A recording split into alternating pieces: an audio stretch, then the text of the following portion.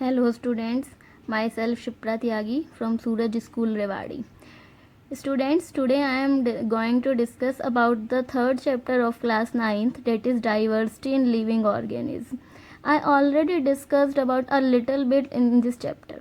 In this chapter we discussed that the organisms are classified into many categories, and at last 5 system classification is the most advanced system given by R.H. Whittaker, most important, given by R.H. Whittaker.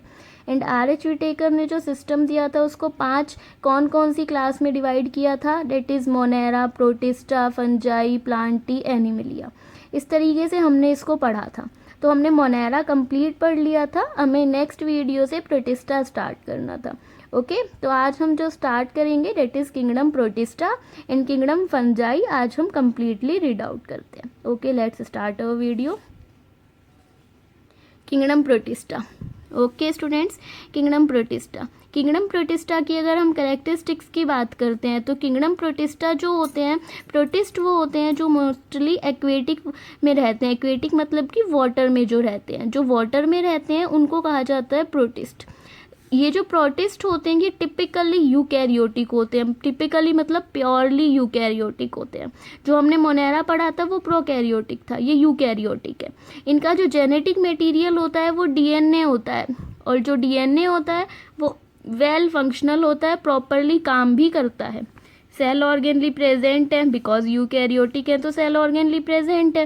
Nutrition जो होता है वो autotrophic हो सकता है और heterotrophic हो सकता है. ये जो होते हैं प्रोटिस्टा ये मूव करते हैं एक प्लेस से दूसरे प्लेस तक, एक जगह से दूसरी जगह तक जा सकते हैं. किसकी हेल्प से? स्यूडोपोडिया.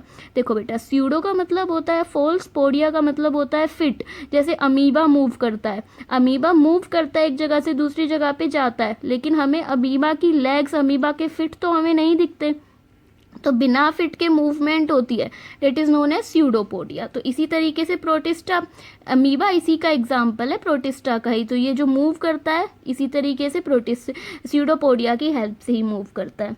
प्रोटिस्टा जो होते हैं वो 3 ग्रुप में डिवाइड हो जाते हैं, जिसको हम कहते हैं प्रोटिस्टियन, algae, slime mould, protozoa. 3 group में डिवाइड हो रहे हैं, प्रोटिस्टियन, एल्गी, स्लाइम मोल्ड, प्रोटोजोआ. इनके एक एक एग्जाम्पल हैं, इतना डिटेल्ड याद करने की ज़रूरत नहीं है. हमें कितना कितना पढ़ना होता है हमारे 9th क्लास के स्टैंडर्ड के अकॉर्डिंग. जैसे आपने पिछले बार में भी किंगडम मोनेरा पढ़ा था. किंगडम मोनेरा में आपको ना सिर्फ 2 कैरेक्टरिस्टिक्स याद करनी होंगी. ज़्यादा पैनिक नहीं होना है कि बहुत ही कॉम्प्लेक्स सा चैप्टर है. इतना कॉम्प्लेक्स चैप्टर नहीं है, बहुत ईजी चैप्टर है.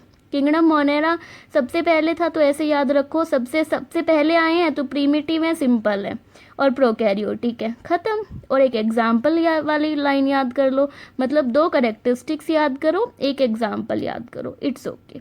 ऐसे ही प्रोटिस्टा में करो. मैंने आपको इतनी सारी कैरेक्टरिस्टिक्स लिखाई हैं, इसमें से कोई भी 2 कैरेक्टरिस्टिक्स याद कर लो और एग्जाम्पल याद कर लो. एग्जाम्पल आप इसमें से अलग अलग नहीं याद करने, एक जगह याद करने ला, लाइक अमीबा, पैरामीशियम, इसमें से कोई भी एक एग्जाम्पल लर्न कर लो. ओके ना. फिर अमीबा का आपको इसमें से किसी भी एक एग्जाम्पल को लर्न करके उसका डायग्राम बना के दिखा देना है.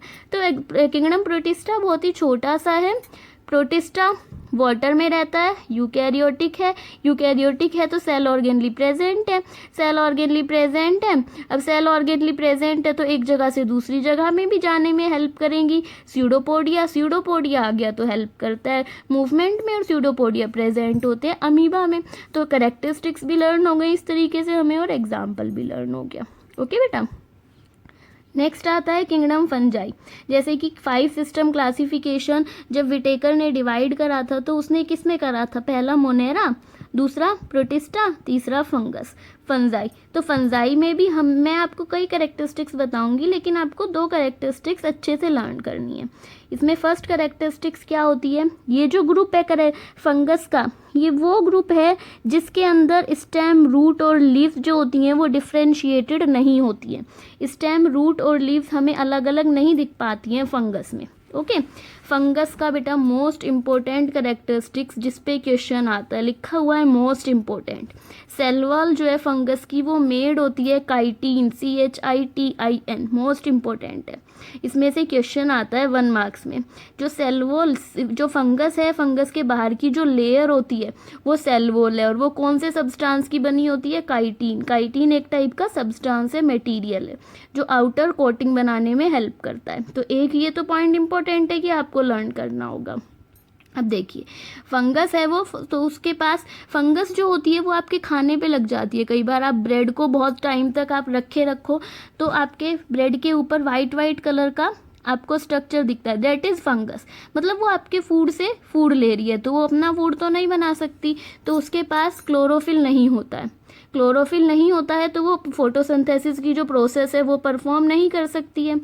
वो कैसी होती है? हिट्रोट्रॉपिक। आप जैसे ब्रेड से ले रही है तो क्लोरोफिल तो है ही नहीं, तो क्लोरोफिल नहीं है तो ऑटोट्रॉफिक नहीं होगी, कैसी है? हिट्रोट्रॉफिक है। तो आपको कितने पॉइंट याद हुए? सेल वॉल वाला तो आपको क्लियरली करना है, दूसरा क्लोरोफिल नहीं है, फोटोसिंथेसिस नहीं कर सकती है, और नेचर कैसा है? हिट्रोट्रॉपिक। It's okay. फंगस में आपको इतना ही लर्न करना है। फंगस के एग्जाम्पल लर्न करने हैं, कोई भी एग्जाम्पल आप लर्न कर लो जो आपको ईजिली लर्न हो जाए। फॉर एग्जाम्पल राइजोपस है, पेनिसिलियम है, एस्परजिलस है, म्यूकर है। इनमें से चारों में से कोई भी एक एग्जाम्पल आपको लर्न करना है। ओके, तो राइजोपस का स्ट्रक्चर यहाँ पे बनाया हुआ है। इस तरीके की ये ब्रांचेज होती हैं, इनको स्पोरेंजियम कहते हैं। ऊपर इस टाइप का स्ट्रक्चर होता है, इनको स्पोरेंजियोपोर कहते हैं।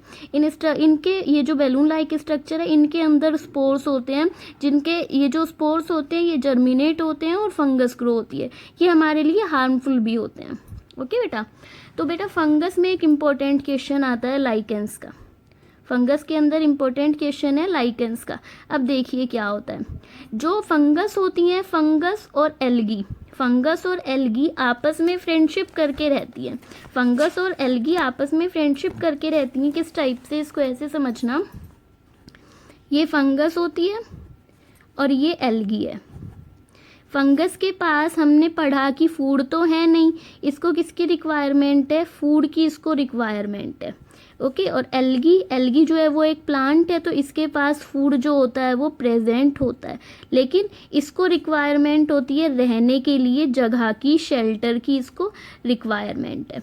और इसको फूड की रिक्वायरमेंट है, इसके पास शेल्टर, इसके पास प्रेजेंट होता है, जगह इसके पास होती है। अब देखिए, तो दोनों क्या कर लेती हैं? आपस में फ्रेंडशिप कर लेती है। फंगस कहती है कि मैं तुझे रहने के लिए जगह दे देती हूँ, तुम बदले में मुझे फूड दे देना। एल्गी कहती है ओके मैं फूड दे देती हूँ, लेकिन तुम मुझे वापस रहने के लिए, मुझे शेल्टर की रिक्वायरमेंट है तो रहने के लिए जगह दे देना।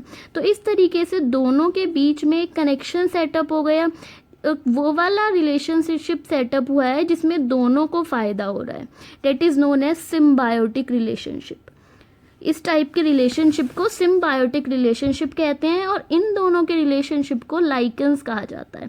तो ये लाइकेंस इंपॉर्टेंट है। क्या होता है लाइकेंस? ये एक सिम्बायोटिक रिलेशनशिप होता है, मतलब म्यूचुअल रिलेशनशिप होता है एल्गी और फंगस के बीच में। इसके अंदर एल्गी क्या प्रोवाइड कराती है? फूड प्रोवाइड कराती है फंगस को, और फंगस क्या प्रोवाइड कराती है? स्पेस प्रोवाइड कराती है एल्गी को।